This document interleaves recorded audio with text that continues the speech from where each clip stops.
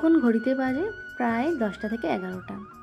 বেরিয়ে পড়েছি নৈহাটি যাব, কারণ আমি প্রথমবার যাচ্ছি আমাদের সবার প্রিয় বড় মার কাছে। আমি কখনোই এর আগে যাইনি, অনেকেই গেছে, মন্দিরে গিয়ে পুজো দিয়ে এসেছে, কিন্তু আমার সেই সৌভাগ্য হয়নি।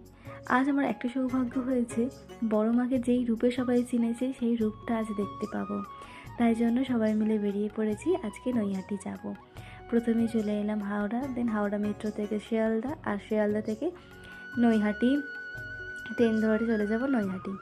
কিন্তু ওই দিনকে এতটা পরিমাণ ভিড় ছিল ওখানে যে আমরা প্রায় 4 থেকে 5 কিলোমিটার এক্সট্রা হেঁটেছি। আর আমরা একটু অন্য রাস্তা দিয়ে গিয়েছিলাম, বাট অতটাও রাস্তা আমাদেরকে হাঁটতে হতো না, কিন্তু ওই দিনকে একটু কোনো সেলিব্রিটি আসার ব্যাপার ছিল বলেই আসলে একটু বেশি হাঁটতে হয়েছিল, আমাদেরকে অন্য রাস্তা দিয়ে যেতে হয়েছিল। কিন্তু নইলে আমরা যদি খেয়াঘাট দিয়ে যেতাম অবশ্যই কম হাঁটা পথটা হতো।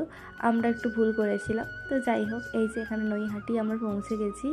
এখন সবাই এই যে সামনের দিকে এগোচ্ছে, আর এই যে হাঁটা শুরু হয়েছে, এবার অনেকটা হাঁটতে হবে, আর প্রচুর পরিমাণ সামনে জ্যাম ছিল।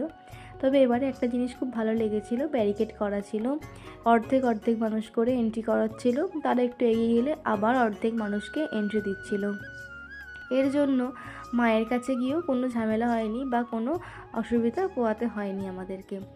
এই যেখান থেকে ঠাকুর দেখা স্টার্ট হলো, এখানে মাকে দর্শন করে চলে গেলাম আমরা আরও একটা স্টেপ এগিয়ে।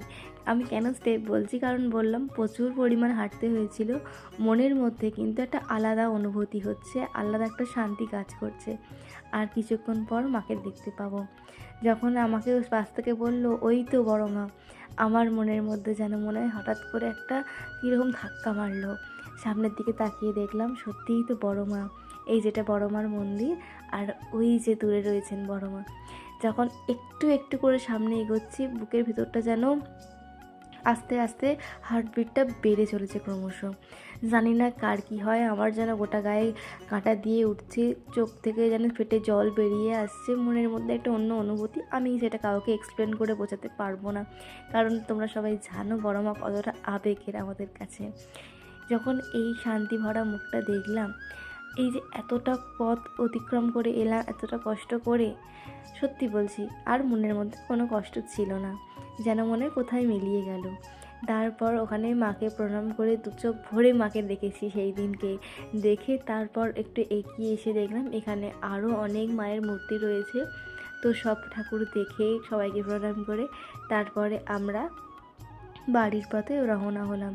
এটাই ওখানে শেষ ঠাকুর ছিল।